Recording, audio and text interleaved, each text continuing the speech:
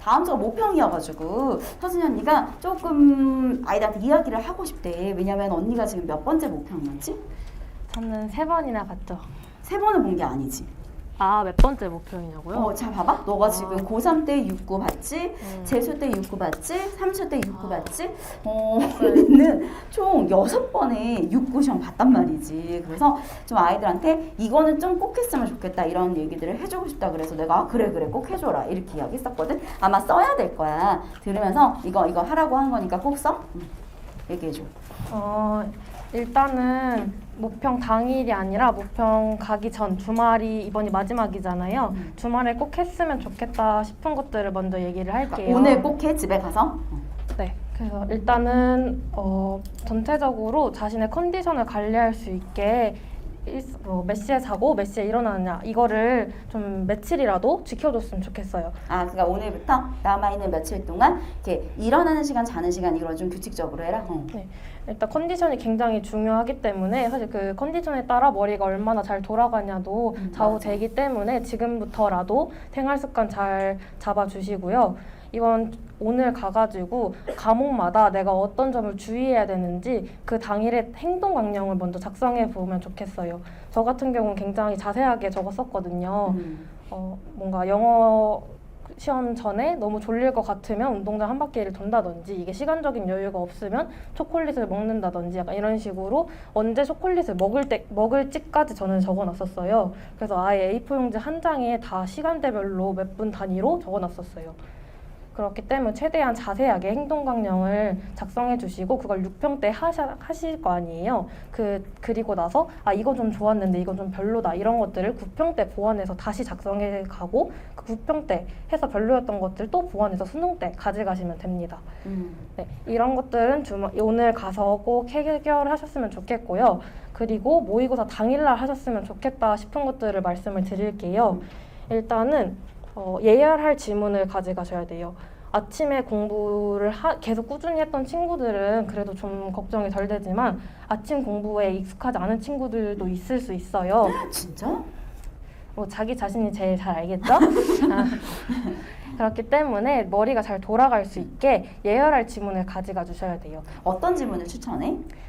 저 같은 경우는 6월에는 CDS 프리미엄 지문을 가져갔고 오늘 하잖아. 지난주에.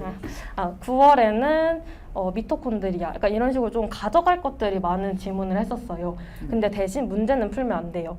알다시피 국어는 멘탈이 굉장히 중요한 과목이기 때문에 그 문제를 풀면서 멘탈이 약간 핀트가 상하면 그게 시험 때까지 가져가거든요. 그러니까 문제를 풀지 말고 지문에서 가져갈 것들이 많고 그 가져갈 것들을 계속 상기시키면서 이래서 이건 이랬었지, 이런 연결성이 있었지, 이런 식으로 머리를 계속 달굴 수 있는 지문을 가져가셔야 됩니다. 개인적으로는 약간 이런 거지. 이 취향에 따라 다를 것 같아. 어떤 친구는 잘 읽히는 지문이 좋고 어떤 친구는 좀 거겁거리는 지문을 가져가는 게 좋은 친구도 있을 거야. 그래서 목적의식만 가져가면 안 돼. 내 머리를 깨는 게 목적이다 라는 거, 그거만 같이 생각하면 될 것 같고, 그리고 읽을 때에도 난 문제를 풀어도 상관없다고 생각하거든. 문제를 풀어도 안 풀어도 되는데 채점은 하지 마. 이유는 똑같아. 좀 전처럼. 그렇게 해서 우리가 가져가서 읽을 때도 내용을 읽으라는 게 아니라 이런 문장 정의가 나올 때에는 나는 그 정의 끊어 읽어야지. 그리고 정의 나오면 뒤에 가령, 구체적인 예시 나올 때 동어치함 반드시 시켜놔야지. 보기 봤었을 때 지문과 같은 상황인지 다른 상황인지 꼭 체크해야지. 달라진 상황이라면 이 부분은 이렇게 주의해야지. 이런 생각 과정을 복기하라는 뜻인 거야. 어떤 말인지 이해되시겠죠? 네, 계속이요. 저는 실제로 수능 때 가져갔었는데 이렇게 비문학을 풀 때, 문학을 풀 때, 언매를 풀 때 제가 주의해야 되는 점들을 다 써서 가져갔어요. 그리고 이제 시험지를 받고 좀 중간에 아무것도 못하는 시간이 있잖아요. 그때 이걸 상기시키면서 계속 머리를 계속 달궜어요. 언니가 아까 나한테 가져와서 내가 진짜 얘기를 좀 해줘야 되겠다 싶었던 게, 언니가 나한테 와서 선생님 저 이거 작년 건데요 가져왔어 이러는 거야. 그래서 봤더니 자기가 작년 수능 시험장에 가져갔던 거, 그리고 자기가 모평 보고 뭐 잘했는지 뭐 잘못했는지 쓴 거, 그리고 서진 언니는 작년에 조교 언니가 현주 언니였거든. 현주 언니가 작년 1년 동안 써줬던 12장의 종이. 그렇게 해서 그걸 다 챙겨온 거야. 그래서 아 진짜 애들한테 도움이 되겠다. 너무 궁금하잖아. 이거 스캔 따서 혹시 공유해줘도 돼? 네, 근데 이제 약간 중간에 험한 말이 조금 섞여 있을 수 있다 보니까 이 첫 번째 단락에 굉장히 첫 번째 문장이 굉장히 오글거리는 제 멘탈을 다듬기 위한. 그 내가 오글거리게 읽어볼게. 아, 서진아 잘했어. 수고했어. 그니까 그냥 보자. 잘 보고 그런 걸 떠나서 지금까지 한 것만 보여주자. 부담은 내려놔. 그동안 너가 국어 열심히 했던 거 모르는 사람들 있어? 그니까 걱정 마. 파이팅. 아 너무 수치스러워요. 야, 너 맨날 작년에 나 수치스러워요. 선생님 이러면서 울고 막 이랬잖아. 그지? 여기 보면 되게 아까 뿌듯하더라고. 여기 중간에 그 현주 언니가 써준 거였나? 그 중간에 마라탕 얘기도 있거든. 그래서 뭐 그런 막 자기가 뭐저저해서 마라탕 얘기도 있는데 이제 같이 조교를 하면서 같이 마라탕을 먹으러 다니는 거야. 그러니까 되게 좀 뭔가 짠하고 뿌듯하더라고. 여기도 뭐 언니가 보면 비문학은 과학 지문은 과정 넘버링, 그림 그려서 파악하는 게 더 베스트. 뭐 논리 지문은 사고 과정 안 꼬이는 게 중요해. 사고 과정이 꼬였다면 일문단으로 돌아가서 구조 잡고 돌아오고 밑밥과 중요 정보를 구분해서 읽자라는 행동 강령. 이런 것들을 세워보는 게 중요하다는 거지. 오케이? 네, 또. 네, 그리고 시간 압박이 있잖아요. 시간이 얼마 안 남았을 때 마지막으로 풀고 있는 그 지문을 풀다가 시간을 보면 안 될 것 같은 기분이 들 수 있어요. 맞아. 그럴 수 있어. 그래서 그러면 그때부터 약간 설렁설렁 읽게 되거나 자기 스스로 모르게 포기하게 되는 경우가 있거든요. 맞아.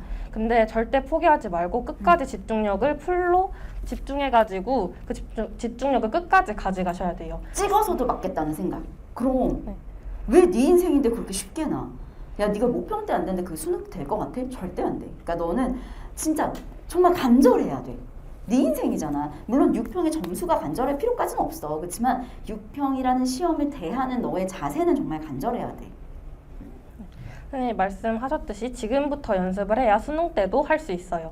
그리고 정말 중요한 건데요. 지문의 길이로 난이도를 판별하면 안 돼요. 이미 그 공식은 작년 수능 전부터 깨졌다고 생각하거든요. 지문의 길이가 짧아도 내용이 많이 집약되어 있는 지문이 정말 많이 나오기 때문에 절대 지문의 길이로 난이도를 판별하지 마시고요.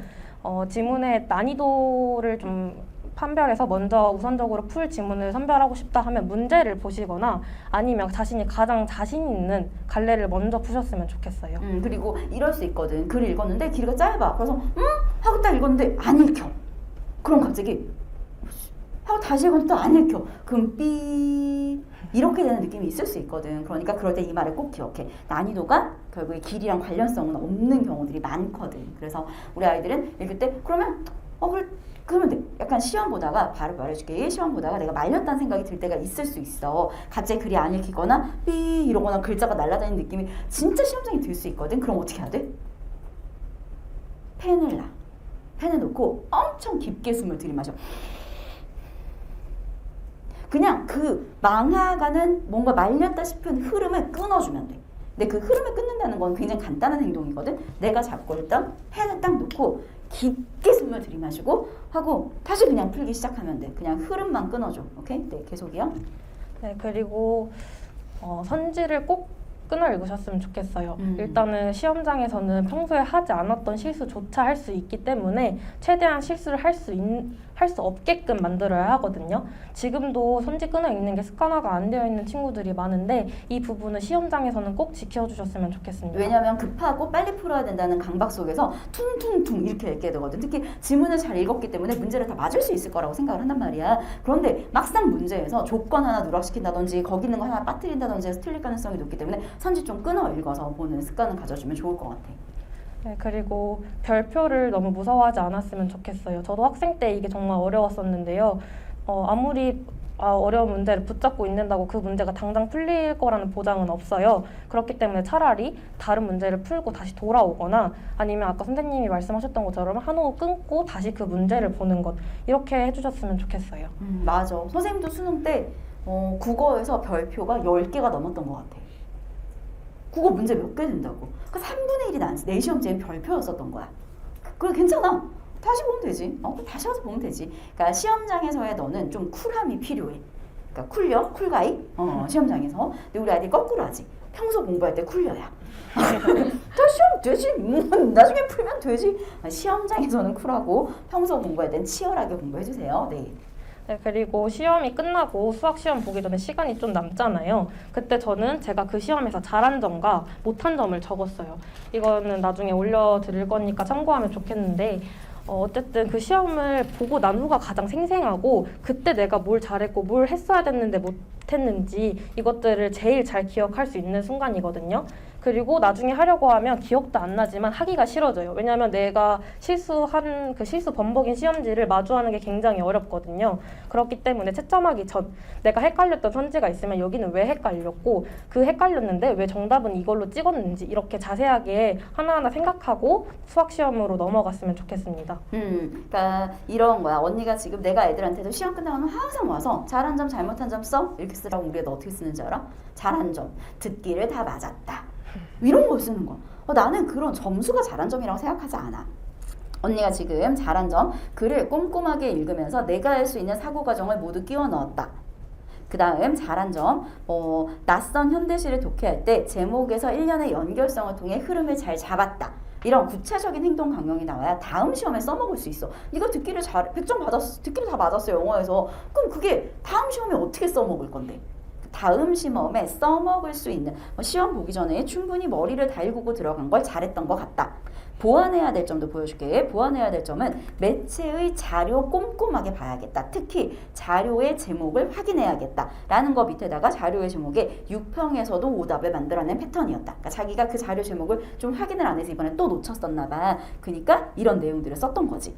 그리고 문학 선지를 판단하는 플로우를 점검해야겠다. 이번에 선지에 너무 끌려다녔다. 그래서 이거는 매점 문학이나 셋 중 하나 문학을 통해서 보완해야 되겠다. 이런 식으로 자기의 보완책까지 지금 쭉 써놓은 거거든. 나중에 공유해 줄 텐데 글로만 보면 이게 어떤 의미인지 혹시 모를 수 있어서 내가 잠깐 설명을 해줬어. 네. 그리고 마지막으로 가장 중요한 건데요. 이번 6평의 점수가 수능의 점수가 아니에요. 그렇기 때문에 이번에 잘 봤다고 해서 그리고 못 봤다고 해서 너무 이 6평에 연연하지 않았으면 좋겠어요.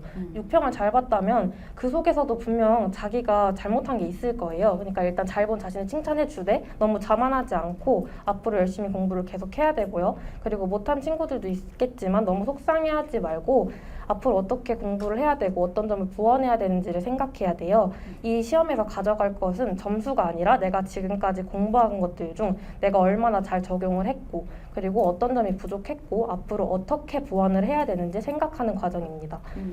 너무 놀랍게도 언니가 학생일 때 내가 했던 말을 그대로 자기 말처럼 하고 있어. 깜짝 놀랐거든. 잠깐 정리해줄게 얘들아. 우리 아이들이 다 가져갔겠지만 전, 중, 후. 언니가 좀 전에 6평 보기 전에 뭐 하라고 했냐면 행동 강령 쓰라고 했었을 거야. 행동 강령 써서 이런 거 이렇게 가져가야 되고 이런 거 이렇게 주의해야 되고 라는 거 가져갔었을 거고 시험 당일날의 시험 전에는 예열지문 챙기라고 이야기했었을 거야. 예열지문 반드시 가져가서 그리고 당연히 네가 짜놓은 행동 강령대로 움직여야 되겠죠. 자, 그 다음에 시험을 보는 도중에 우리가 판단해야 되는 건 지문의 길이와 난이도가 큰 상관이 없을 수도 있다라는 사실 반드시 염려하시고요. 반드시 생각하시고요. 시험 보다가 흐름이 딱 막혔어. 그럴 때는 펜 놓고 하고 다시 가져가는 거. 그리고 시험이 딱 끝났어. 국어 시험이 끝나자마자 우리 애들이 해야 되는 거 바로 시험지에다가 내가 만약에 1, 2번 아직 답을 몰라 나네. 근데 1, 2번을 헷갈리다가 1번을 골랐단 말이야. 그럼 이유가 있을 거야. 그걸 1번 옆에다가 바로 써놔. 간략하게만. 나 헷갈렸는데 뭐 때문에 1번 골랐어. 나 헷갈렸는데 뭐 때문에 3번 골랐어. 그거를 옆에다가 써놓잖아. 그럼 나중에 오답 정리할 때 굉장히 도움돼. 왜냐하면 막상 오답을 할 때는 내가 시험장에서 이걸 왜 골랐지? 답을 알고 나면 대체 내가 그걸 왜 골랐는지 내가 모르겠는 거야. 그렇기 때문에 답을 모르는 상태에서 내가 헷갈리는 두 개 중에 왜 하필 얘를 선택했는지를 써놓으면 나중에 헷갈렸던 건 다 맞았는데 막상 안 헷갈렸던 게 틀렸네? 이럴 수도 있고 헷갈렸던 거를 내가 이 생각 때문에 고쳤는데 이 생각은 앞으로 시험장에서 하면 안 되겠다. 이건 앞으로 나는 헷갈려도 원래 답을 골라야겠다.